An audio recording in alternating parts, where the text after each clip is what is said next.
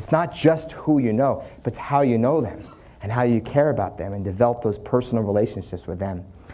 The book, How to Win Friends and Influence People, that we all read, really can get us to the third floor.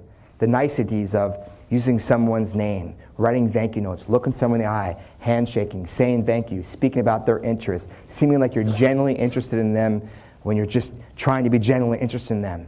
That can only get you to the third floor.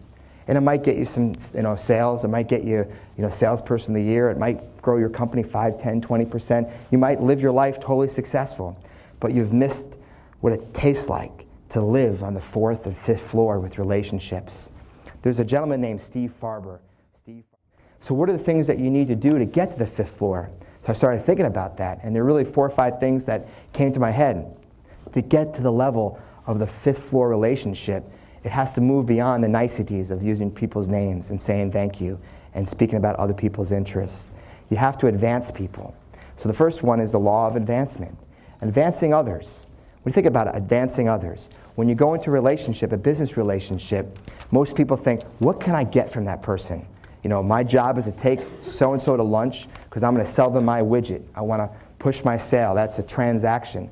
But how can I help advance them? So when you're having lunch with your client, are you listening to what their business needs? Are you listening that their daughter lost their job, that you might know someone in the industry that can help them? Are you listening that their son is in Peter Pan in the 7th grade, and are you going to go to his play the following week? I mean, advancing their family, their friends.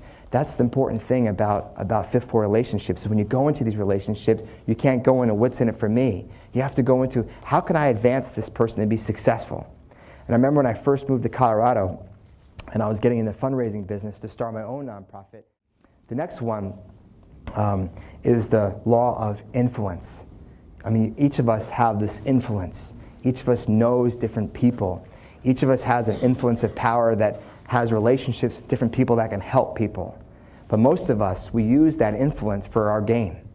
For example, when I talked to you about Charlie Monfort that owns the Rockies, you would think that I would call him up all the time and say, Charlie, can I get free tickets here? When the World Series, when we played the Boston Red Sox a couple years ago, can I get free tickets here? I've never once called Charlie up and asked for free tickets. I don't use my influence for self-gain. But I can tell you, I've called Charlie 10, 15, 20 times and used my influence to help other people. Can I get tickets for this nonprofit group? Can I help? Can you get one of your players to speak at this group? And I always use my influence to helping others. So Charlie looks at me and sees me in a different light.